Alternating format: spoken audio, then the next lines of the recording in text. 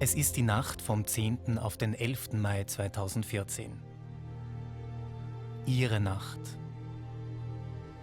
Ich habe den Eurovision Song Contest gewonnen. Und das, ja, das ist das erste Mal in meinem Leben, dass ich was gewonnen habe. Conchita Wurst gewinnt den größten Musikwettbewerb der Welt mit einer Hymne für eine gemeinsame, friedliche Zukunft. Dieser Film dokumentiert einen der wohl bedeutendsten Siege in der Geschichte des Eurovision Song Contests. Und er begleitet Conchita Wurst auf einer unvergesslichen Reise. Auf den Schwingen des Phönix.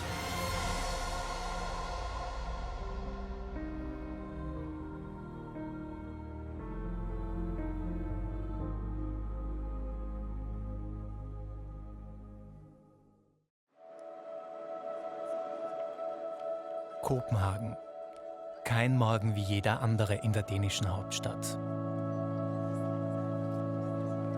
Am Hafen der Kaufleute, dort wo die Dänen einst Schiffe bauten, beginnt die Reise des Phönix. In einer ehemaligen Schiffswerft. Hier wird Conchita heute zum ersten Mal die Song-Contest-Bühne betreten. Ich liebe es. Im Abendkleid zu einem Morgentermin. Ich habe in keiner Sekunde damit gerechnet, dass ich gewinnen könnte. In keiner Sekunde. Und selbst als ich gewonnen habe, habe ich es nicht geglaubt.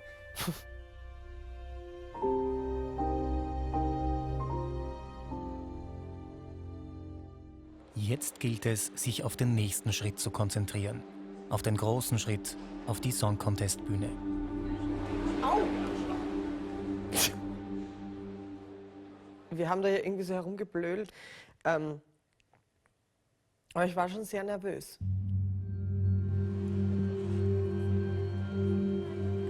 I'll take you on stage when we're ready.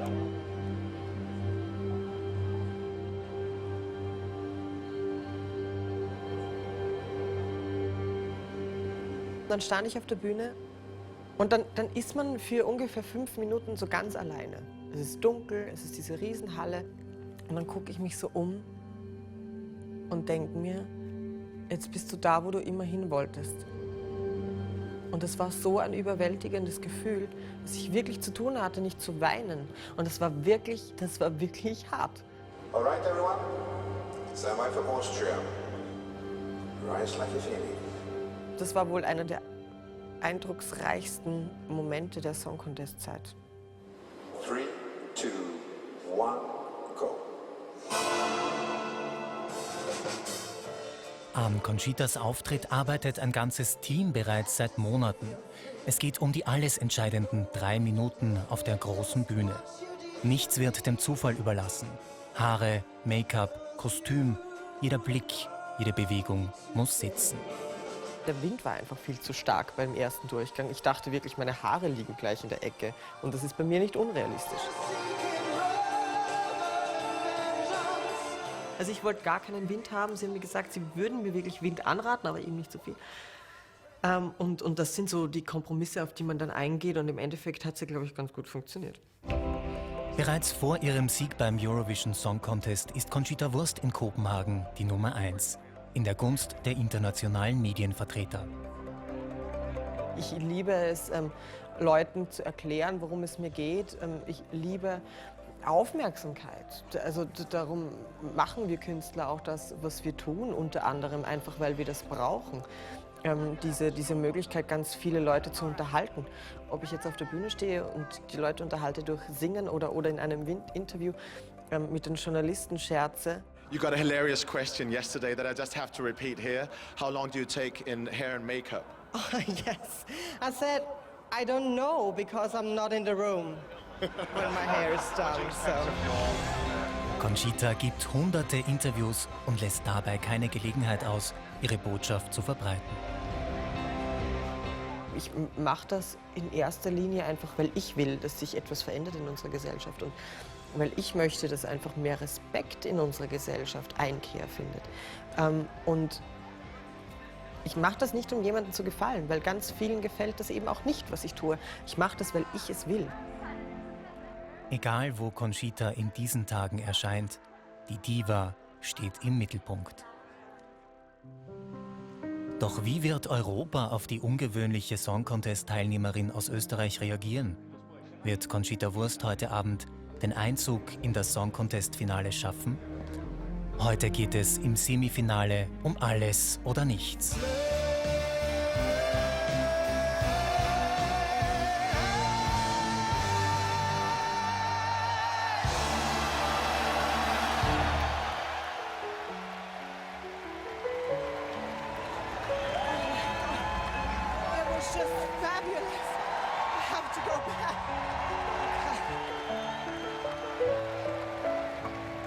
Nach dem Semifinalauftritt war das natürlich so, dass ich mir dachte, so, und jetzt habe ich alles getan, was ich konnte.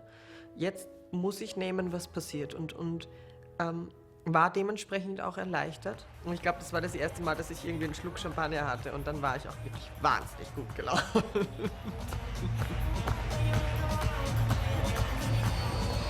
Doch schon bald kippt die Stimmung. In wenigen Momenten schlägt die Stunde der Wahrheit. This is the moment we have all been waiting for.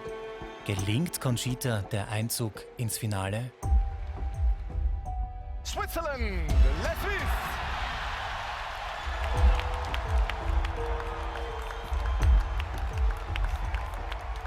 Poland, La Pologne. Greece, La Grèce. Malta, Romania, Norway. Ein Land nach dem anderen jubelt über den Finaleinzug, während Conchitas Chancen schwinden. 8 countries are still hoping to get their ticket to the final, but only 3 spots remain. Nicht dieses Mal. Nicht dieses Mal. Ich war schon so oft in dieser Situation. Und ich dachte mir, nein, dieses Mal bitte, bitte nicht. Ich will jetzt einfach diese Runde weiter. Und ich dachte mir wirklich kurz, das kann es jetzt nicht sein. Jetzt ist nur noch ein allerletzter Startplatz übrig. Wird das große Song-Contest-Finale ohne den Publikumsliebling Conchita stattfinden? The 10th finalist is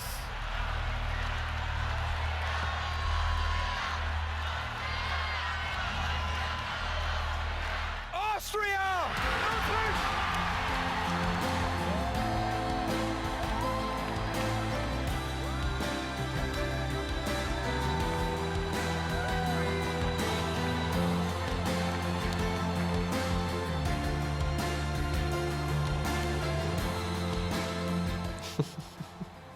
Wie ich mich gefreut habe. Conchita, die bärtige Diva aus Österreich, schafft den Finaleinzug und singt sich an diesem Abend in die Herzen vieler Europäer. Das war für mich so überwältigend, weil diese Menschen wirklich zu 100% das wollten, was sie auf der Bühne gesehen haben. Und das war für mich so eine neue Situation. Ich konnte damit gar nicht umgehen. Und deswegen war ich einfach vor Dankbarkeit immer so gerührt, dass ich dann geweint habe, und ich wusste gar nicht, dass ich dann so ins Mikrofon geschluchzt habe. Bis hierher war es eine lange Reise für Conchita. Nicht überall erntet sie derartigen Zuspruch. Ganz im Gegenteil, die Kunstfigur polarisiert und stößt auch oft auf Ablehnung.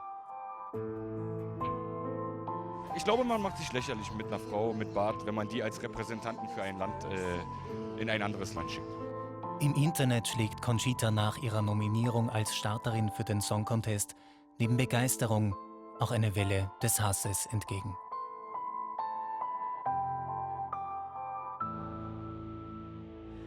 Es würde mich verletzen, würde es mich interessieren. Und das ist wahnsinnig unhöflich. Das weiß ich. Aber es interessiert mich nicht. Schmerzhafte Erfahrungen, die auch der Erschaffer der Kunstfigur Conchita, der Steirer Tom Neuwirth, schon früh machen musste.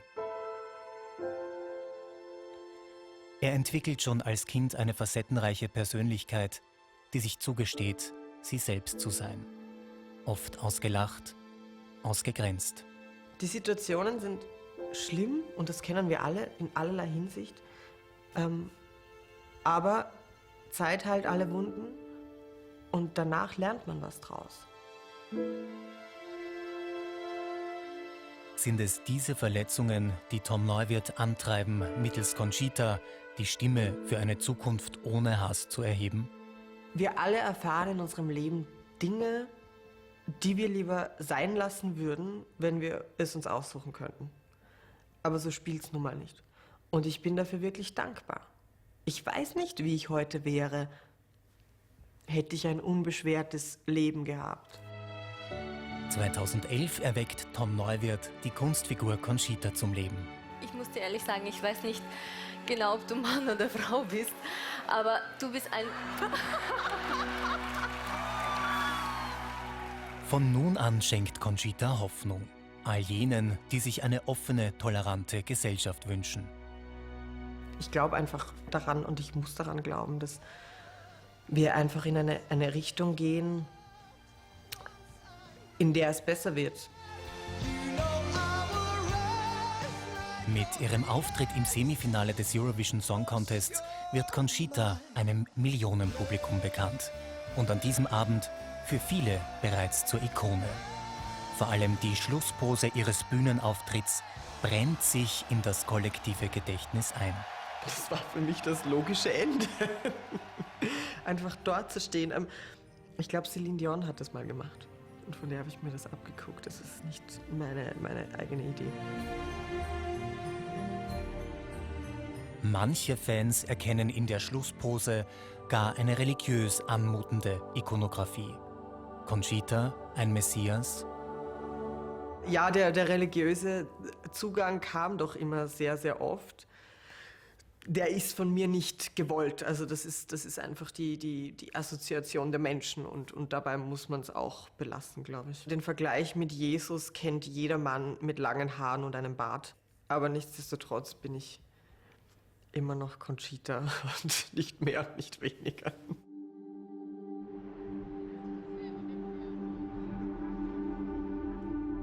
Es ist der 10. Mai. Der Tag der Entscheidung in Kopenhagen.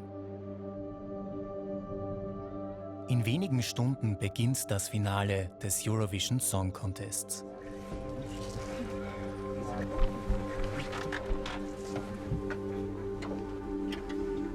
Guten Morgen. Was ist soweit? Ich habe keine Erinnerung an diesen Morgen. Ich scheine auch sehr entspannt zu sein. Ich kann mich an diesen Tag nicht erinnern. Für Conchita und die österreichische Delegation neigen sich 2 äußerst intensive Wochen in Kopenhagen dem Ende zu. Heute ist der Tag, auf den alle gewartet haben.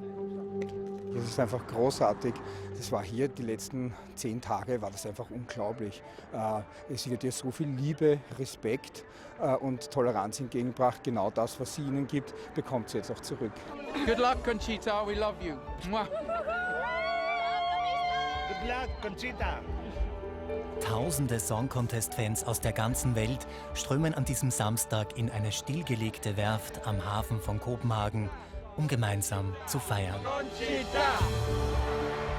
Ein friedliches, völkerverbindendes Fest der Musik.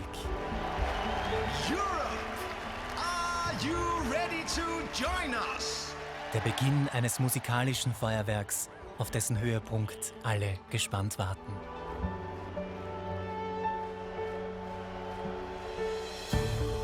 Der Song Contest verbindet an diesem Abend 200 Millionen Menschen. Sie blicken nach Kopenhagen und hoffen auf ihre Künstler, die in wenigen Momenten die größte Musikbühne der Welt betreten.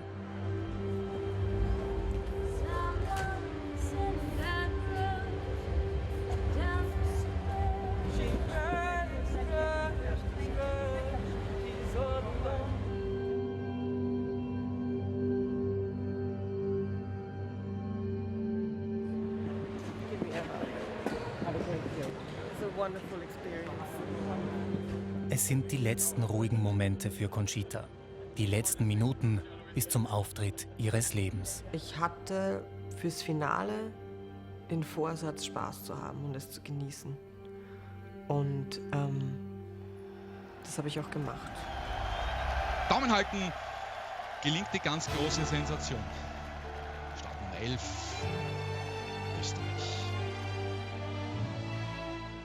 So, und jetzt endlich, wie auch immer es ausgeht, ab morgen ist es vorbei.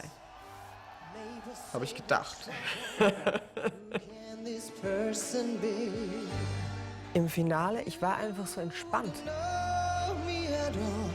Und das sieht man, glaube ich, auch ganz gut.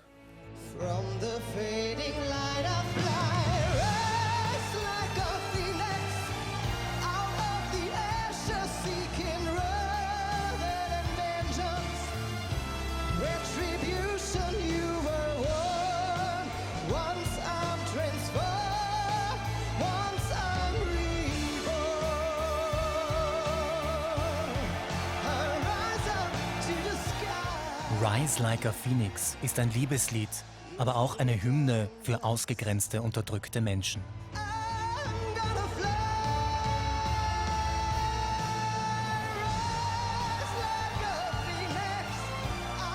Conchita Wurst sendet an diesem Abend eine eindeutige Botschaft. Und Europa antwortet. And the 12 points are 12 points go to Austria. Our 12 points Go to Austria. 12 points from Ireland. Go to Austria. Good night. Austria, rise like a phoenix. Conchita, the Queen of Austria. Austria. Austria. Conchita. Es ist immer wieder das Gleiche und immer wieder, wenn ich es sehe, könnte ich weinen, weil es so überwältigend ist. Und, oh Gott. Und, es erfüllt mich immer noch mit so einer wahnsinnigen Dankbarkeit. Ladies and gentlemen, we have done the math. It's no secret anymore. The winner is Austria. Congratulations to Conchita, Queen of Europe.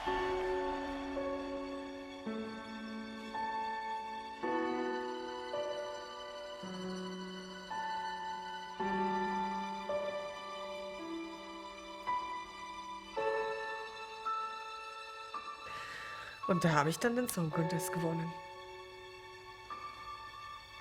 Also es ist überwältigend. Ich kann es jedes Mal, wenn ich das sehe, und ich habe es wirklich schon oft gesehen, jedes Mal muss ich weinen. Und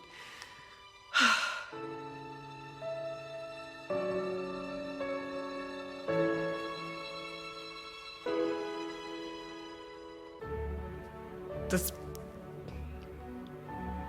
ja, das ist das erste Mal in meinem Leben, dass ich was gewonnen habe.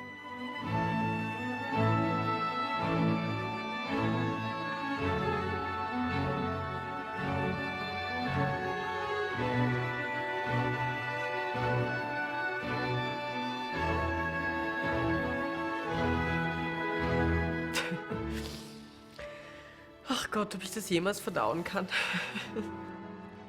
Der Sieg von Conchita Wurst ist einer der bedeutendsten in der Geschichte des Eurovision Song Contests. Denn mit ihr gewinnen an diesem Abend auch all jene, die an eine gemeinsame, friedliche Zukunft glauben.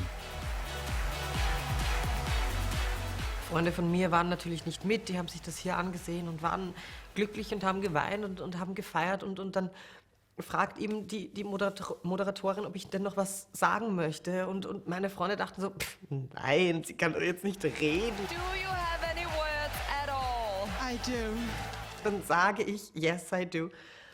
Und alle so, oh mein Gott, nein, sie ruiniert sich jetzt den Moment ihres Lebens.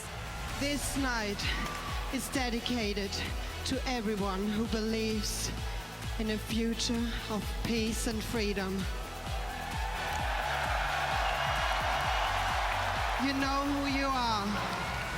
We are unity and we are unstoppable. Und dann habe ich das gesagt und sie alle so, was? dass da irgendwie noch was rauskam, was Sinn gemacht hat, hat auch mich überrascht. Ja, mir war das einfach wahnsinnig wichtig. Weil, wie gesagt, ich stand da in erster Linie für mich und deswegen wollte ich auch meine Gedanken loswerden. We Are Unstoppable ist für mich nicht reduziert auf Hautfarbe, sexuelle Orientierung, Mann, Frau. Ich habe keine spezifische Gruppe damit gemeint. Wenn es eine Gruppe zu nennen gäbe, dann wäre es die Gruppe der Menschen, die daran glauben, dass wir miteinander respektvoll umgehen können.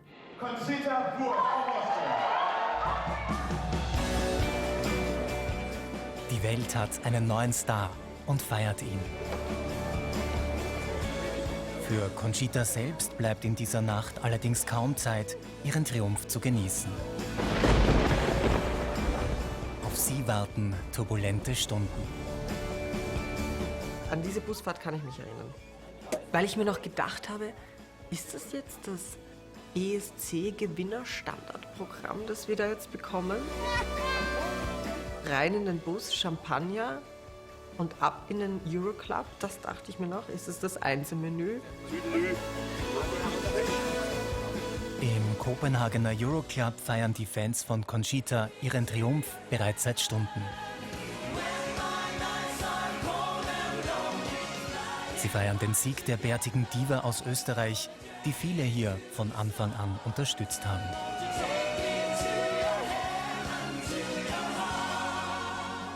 Für mich war es wichtig, einfach auch sich dafür zu bedanken, für die Unterstützung. Und das haben gerade diese Menschen, die dort waren, über all die Zeit, wo einfach klar war, dass ich Österreich vertreten werde. So here tonight, the biggest icon of freedom of modern times, from Austria, Conchita Wurst! Das war das erste Mal, dass ich das Gefühl hatte, oh mein Gott, so fühlt sich das an, wenn man richtig berühmt ist.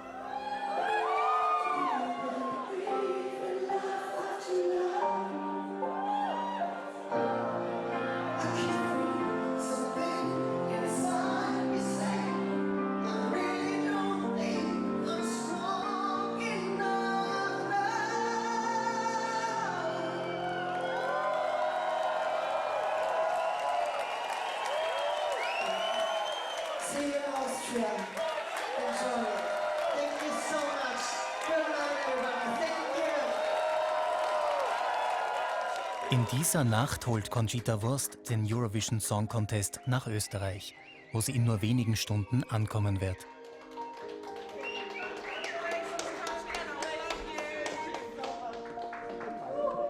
Ich glaube, es waren 3 Stunden, um zu packen, duschen zu gehen, in meinem Fall mich neu aufzuputzen. Ich habe 1 Stunde geschlafen im Flugzeug. Am Flughafen Wien-Schwechat wartet alles gespannt auf die Landung des Phönix.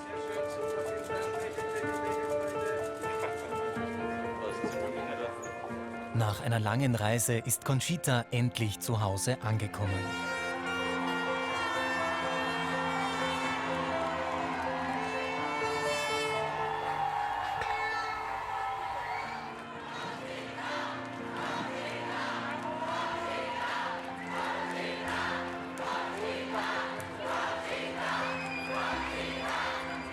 Ich war wie ferngesteuert. Ich stand einfach da und dachte mir, aha, oh. Das ist unfassbar, dass so viele Menschen da sind. Damit habe ich gar nicht gerechnet. Nach 48 Jahren bringt ein österreichischer Song-Contest-Teilnehmer den Sieg wieder mit nach Hause. Conchita Wurst gewinnt den Eurovision Song Contest mit einer Botschaft für Frieden. Dies ist auch eine Grundbotschaft des Song Contests. Der Wettbewerb wurde 1956 ins Leben gerufen, um nach dem Zweiten Weltkrieg Völker zu verbinden und Frieden zu stiften. Nicht der Preis, der hier vergeben wird, ist das Wichtigste, sondern die Tatsache, dass die Stimmen so vieler Nationen gemeinsam in einer solchen Veranstaltung erklingen. Conchita Wurst reiht sich in die Reihe derer ein, die die Song Contest Bühne als Sieger verlassen. Evergreens, Weltstars, Legenden. Sie alle haben den größten Musikwettbewerb der Welt für sich entschieden. Nun kommt er wieder nach Österreich. Der Sieg von Conchita Wurst ist ein besonderer. Nie zuvor haben in der Geschichte des Wettbewerbs mit einem Sieg so viele gewonnen. Ich realisiere es bis heute nicht. Wenn ich es mir bewusst vorsage, wird mir eigentlich erst klar, wie groß das ist, was ich da erleben durfte. Es erfüllt mich immer noch mit so einer wahnsinnigen Dankbarkeit.